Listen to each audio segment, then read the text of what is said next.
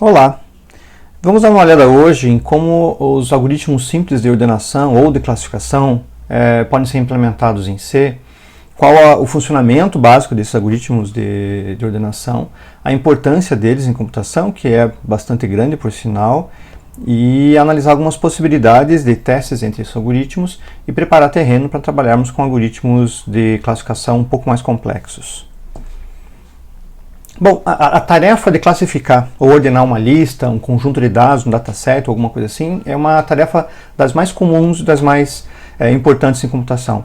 Em quase qualquer interação que você tenha com o computador, com o seu smartphone, com um banco de dados, com qualquer tipo de dispositivo ou software assim, você vai usar algum algoritmo de ordenação para ordenar a maneira pela qual você vê os dados, para ordenar a maneira pela qual você vai classificar as informações ao enviá-las e para fazer mais um conjunto enorme de outras funções em quase qualquer aspecto de computação.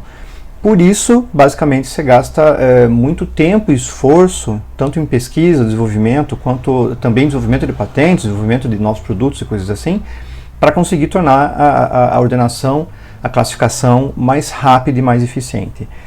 As diversas empresas de computação se dedicam bastante a fazer com que os recursos computacionais sejam melhor utilizados quando você está classificando, quando você está ordenando algum tipo de dataset.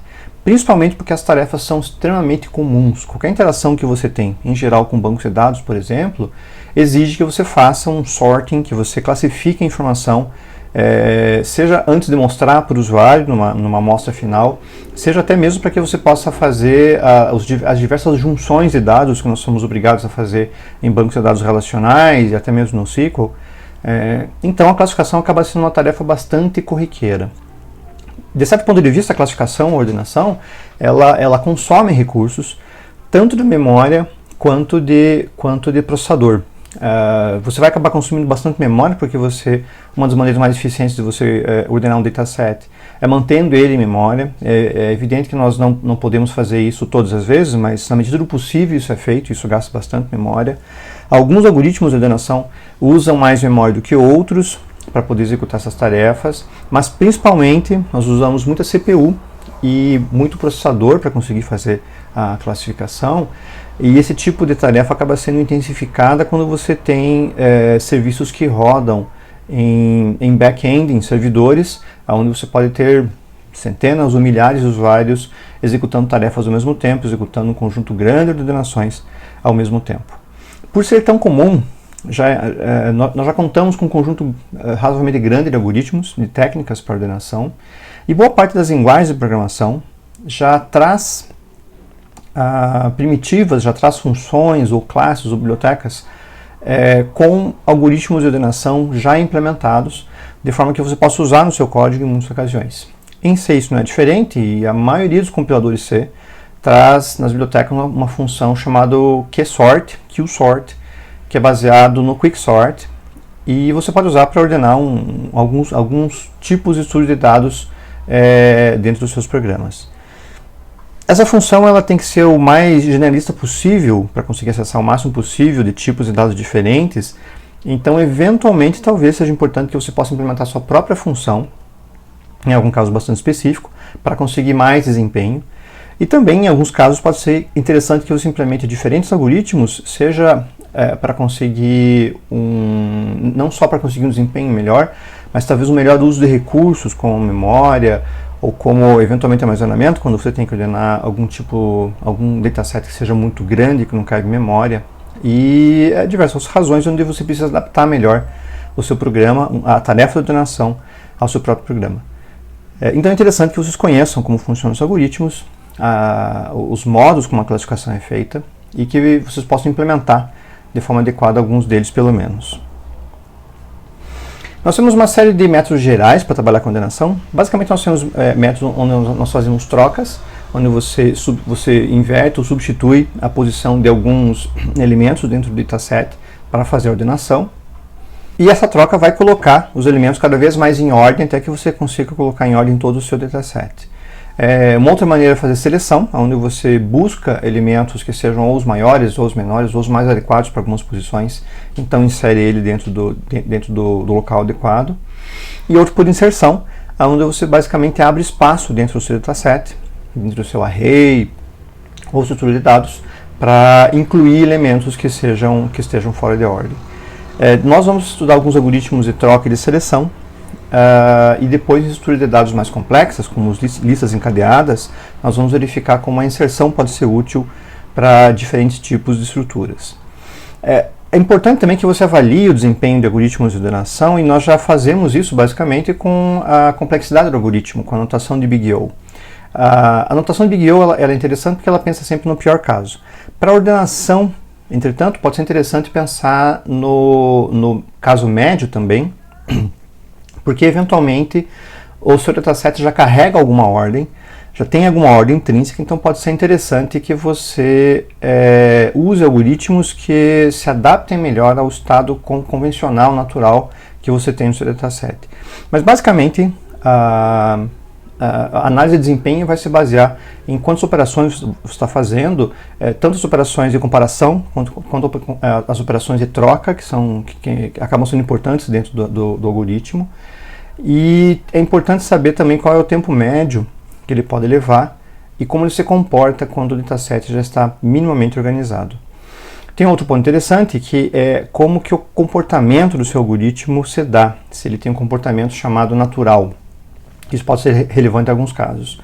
O comportamento natural é baseado no fato de que se você tem um dataset que já está parcialmente ordenado, já tem uma certa ordem, o seu algoritmo vai trabalhar menos, portanto executar menos passos e ser mais rápido nisso. Se você tem um dataset completamente desorganizado, ele vai levar mais tempo. Isso é o que a gente pensa em senso comum, mas existem algoritmos que têm um tempo mais constante, que independente da ordem do dataset, ele tem um tempo final de execução mais ou menos semelhante. Isso pode fazer com que você escolha o algoritmo dependendo de qual estado que você espera ter o seu dataset. Alguns datasets são realmente desorganizados, ou você não tem a menor certeza sobre qual vai ser o estado deles, é imponderável, então se deve usar um algoritmo onde o tempo médio seja razoável. Outros datasets já são pré-ordenados, ou são datasets onde você vai inserir um delta de elementos a cada espaço de tempo, portanto você vai precisar ordenar somente talvez esses novos elementos, ou os novos elementos serão inseridos por os processos, e você vai ter um dataset que está parcialmente ordenado, somente com uma porcentagem de elementos novos colocados ali dentro. Então esses fatores todos podem ser relevantes quando vocês pensam em qual algoritmo ser feito para a escolha. Nós vamos trabalhar alguns algoritmos aqui. Naturalmente aqui nessa apresentação nós vamos trabalhar com o Bubble Sort, com a classificação por bolha, o método da bolha, e com o Selection Sort, a classificação por seleção. O Bubble Sort é um dos métodos de classificação que tem a pior fama, uma das piores famas dentro de análise de algoritmos dentro de computação. Basicamente o Bubble Sort ele não é um algoritmo muito eficiente, ele tem uma eficiência não tão boa assim. Tem alguns casos onde ele pode ser adequado, mas o funcionamento dele é bastante simples e por isso ele principalmente serve para ensinar, para ensino de como uma classificação pode acontecer. O Bubble Sort ele se baseia no fato de que se você colocar bolhas num fluido, bolhas na água ou coisa assim, as bolhas vão naturalmente subindo ou descendo para a posição delas. Então você coloca um monte de bolhas juntos, bolhas de sabão dentro de um recipiente de água, água com sabão, as bolhas maiores e as bolhas menores vão se adaptando segundo o volume delas e chega um ponto que elas estabilizam na posição que elas têm. Quando você derrama refrigerante e coloca refrigerante dentro de um copo, você levanta bolhas e as bolhas naturalmente tomam sua posição. Essa é a ideia. Dentro do Bubble Sort, os elementos vão achar sua posição dentro do dataset, dentro da array. O que você vai fazer é comparar todos os elementos com os seus próximos. Então você começa lá no primeiro elemento, compara com o próximo e verifica, eu sou maior ou menor que esse elemento, supondo que eu estou fazendo uma ordenação crescente. Se ele for se ele for maior, ele troca de posição. Então você compara com o próximo e troca de posição, você compara com o próximo e troca de posição. E você faz isso com todos os elementos, de forma que os elementos vão naturalmente achar sua posição dentro disso. Isso inclui um conjunto grande de passadas por todo o seu dataset, o que acaba tornando a eficiência do Bubble Sort muito ruim, basicamente. E o Bubble Sort ele tem um detalhe interessante de que se o algoritmo está parcialmente ordenado, ele consegue detectar isso, porque uma das condições do Bubble Sort é saber se você fez ou não uma troca. Você pode ter uma otimização muito simples a ser feita nele, que é detectar se você tem ou não trocas. Então, quando você passa comparando os elementos um para um e não é executado nenhuma troca, quer dizer, nenhum elemento percebe que ele está na posição errada, quer dizer que o seu dataset já está ordenado. Portanto, você pode parar o algoritmo naquele mesmo momento. Isso faz com que o Bubble Sort tenha um desempenho um pouco mais razoável quando os seus datasets já estão parcialmente ordenados ou já estão quase completamente ordenados. Você só precisa colocar ordem em alguns elementos que foram inseridos a posteriori ou elementos que estão desordenados por algum outro motivo. Nós temos um exemplo aqui de um Bubble Sort. Nós temos a sequência toda aqui desse Bubble Sort, do início até o fim. Então essa primeira linha que eu estou vendo, 5, 1, 4, 2 e 8, é o estado inicial da array, de uma array de inteiros. Na primeira passada, esses 5 estados que estão aqui são os cinco estados da primeira passada do algoritmo Bubble Sort. O que vai acontecer? No Bubble Sort eu pego o primeiro elemento e comparo com o próximo, para saber se por acaso ele é maior ou menor que o próximo. Se ele for maior, ele troca de posição, como está colocado aqui. Se ele for menor ou igual, você mantém na mesma posição. Então eu passo para o segundo elemento e comparo com o terceiro. Se ele for maior, ele troca de posição, caso contrário ele fica na mesma.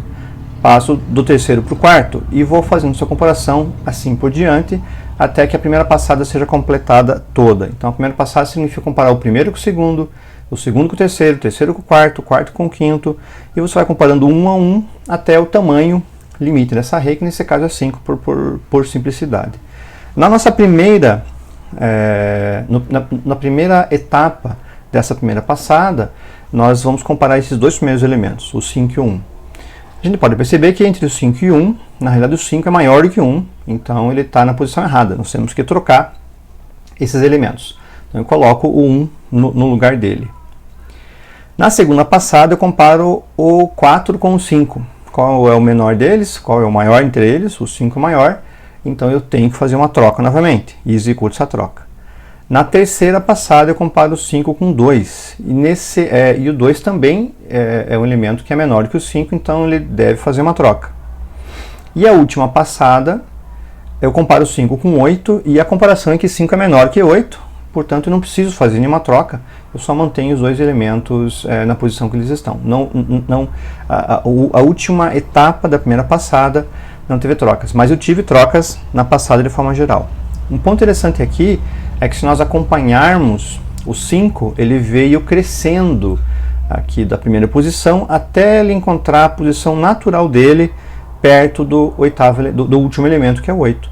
Então, esse é o funcionamento em bolha. O 5 veio com uma bolha subindo até que ele bateu no nível onde ele estava, que é abaixo de 8. Ele não vai progredir, porque ele é menor que 8, e ele deixou para trás todos os elementos que eram menores do que ele.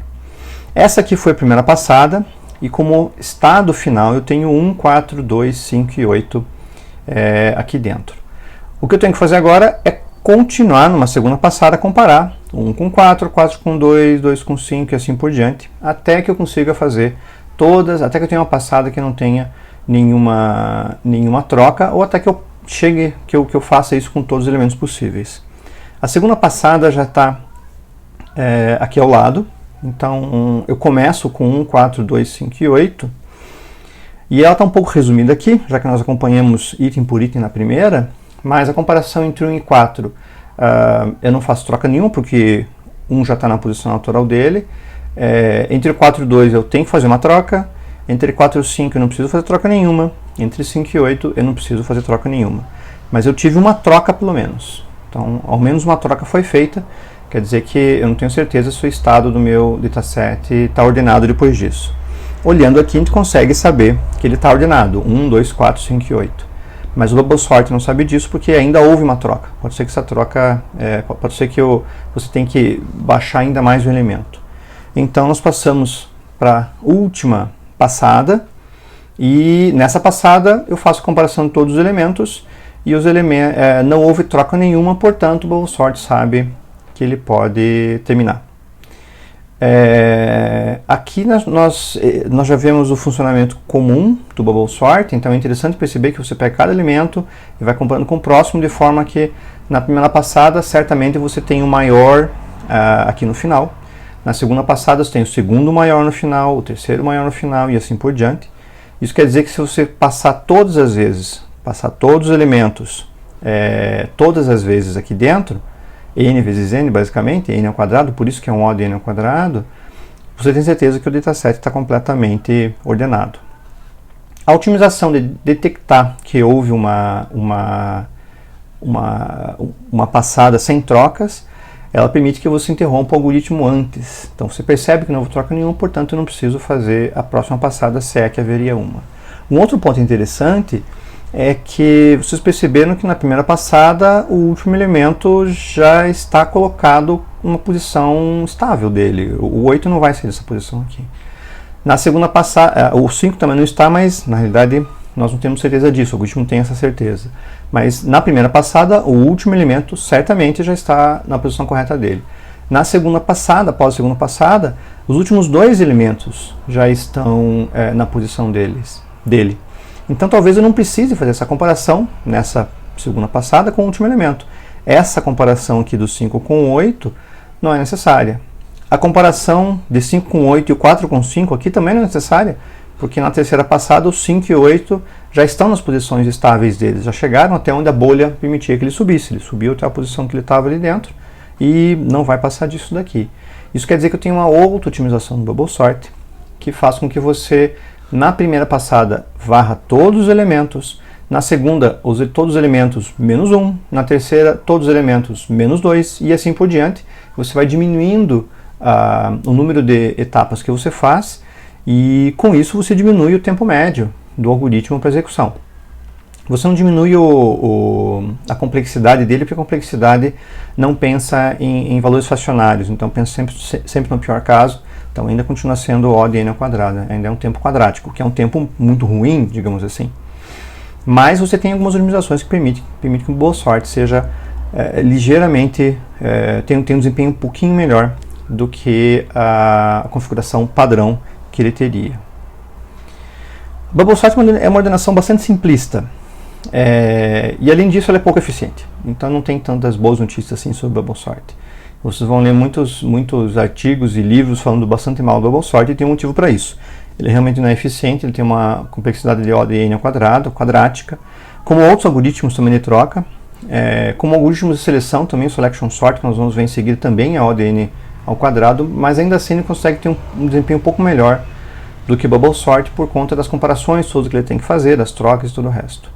Mesmo no caso médio, ele ainda não é tem um desempenho tão bom quanto, por exemplo, um Selection Sort, tem uma complexidade muito semelhante. O Selection Sort talvez seja um pouco menos complexo ainda para implementação.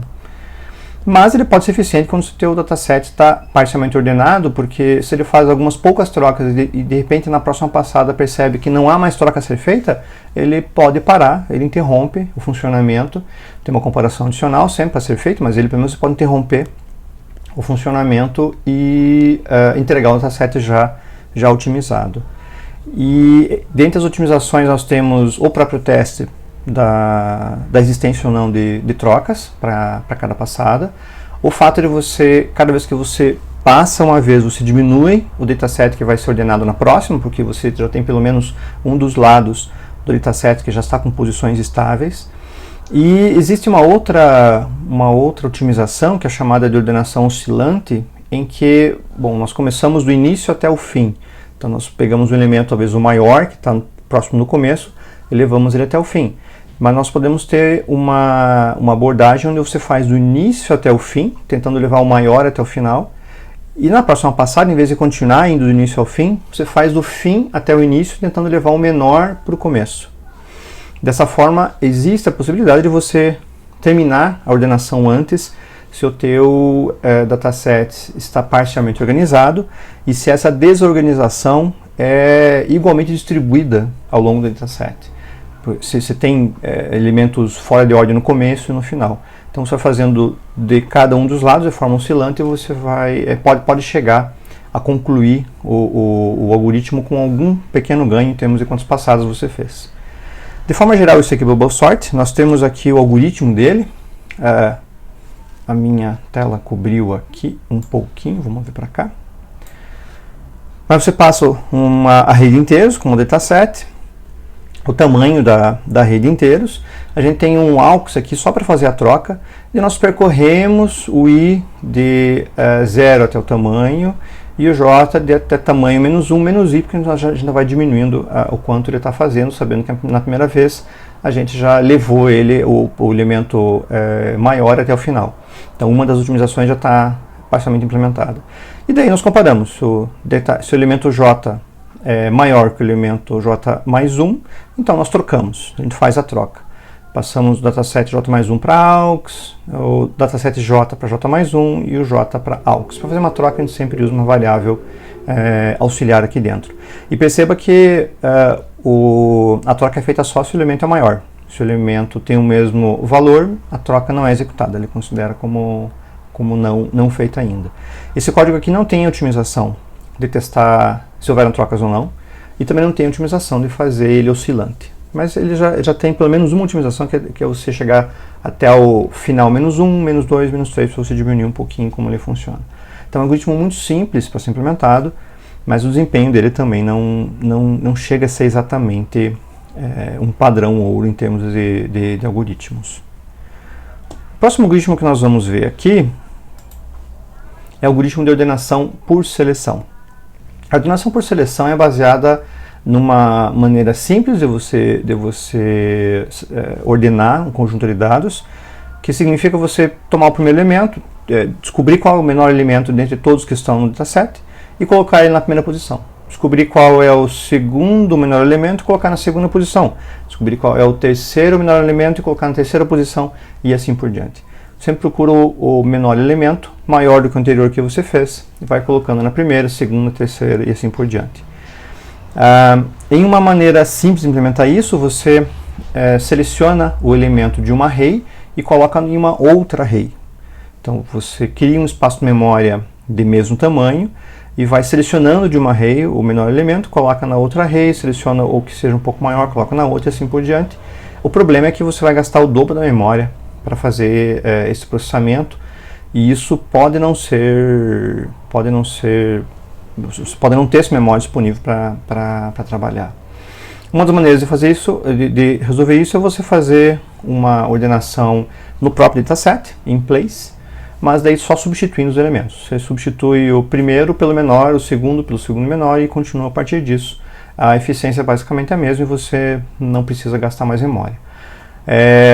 O desempenho ainda é O de n quadrado, porque você tem que selecionar um elemento e passar para fazer a troca, e depois selecionar o segundo, e cada seleção você tem que passar por todos os elementos, apesar que você vai diminuindo isso à medida que você vai diminuir o escopo de busca, mas você ainda busca n elementos fazendo n passados, portanto o pior caso é O de n quadrado.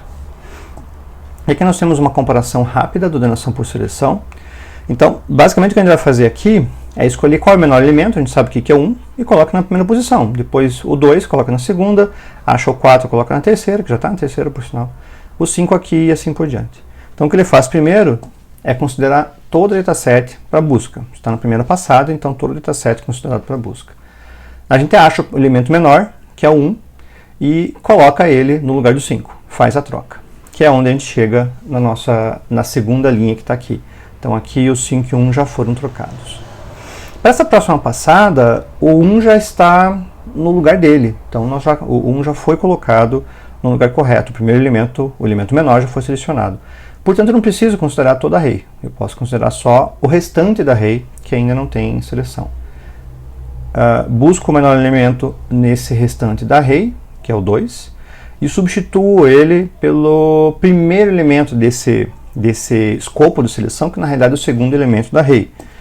Coloco ele ali e nós chegamos até o terceiro estado que nós estamos vendo aqui. O 1 e o 2 já estão na posição correta.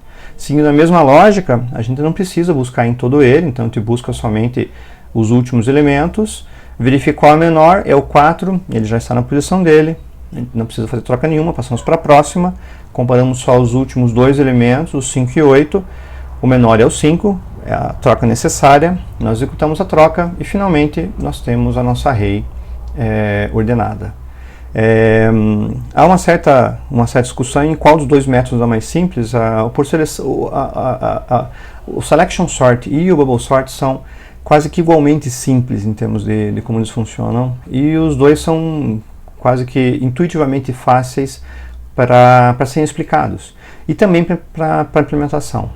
O desempenho médio, entretanto, do selection sort tende a ser um pouco melhor do que o bubble sort. Vocês vão ter a chance de testar isso em diferentes datasets, mas via de regra o selection sort talvez tenha um desempenho um pouquinho melhor. Aqui nós temos uma implementação do selection sort, onde nós passamos o dataset e o tamanho também. A gente tem o tamanho de seleção, que vai diminuindo a cada elemento que você tem, e uma variável auxiliar para você fazer as trocas que são necessárias, e uma variável jmin, que é o mínimo, que é sempre o elemento que vai ser buscado, que é o menor elemento possível. Então nós começamos fazendo um for com todos os elementos da array, buscamos o menor elemento com esse segundo for aqui dentro. Se por acaso ele for menor do que o primeiro elemento que está disponível no for inicial, ele é colocado como mínimo, e se o mínimo for diferente do primeiro elemento, ele executa a troca aqui dentro. Passamos para o próximo, diminuímos a seleção e continuamos assim por diante, como nós tínhamos visto na explanação nos gráficos ali dentro.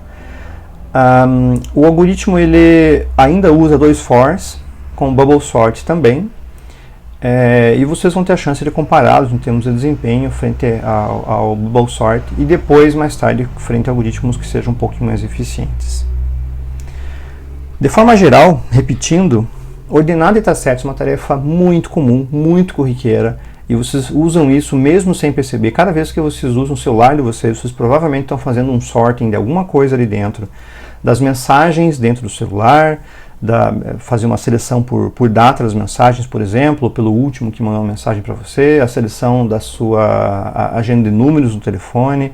Cada vez que vocês usam quase qualquer sistema web, ele ordena os dados para você. Então nós usamos seleção, usamos ordenação literalmente o tempo todo quando a gente interage com sistemas de computação, incluindo nossos sistemas móveis embarcados.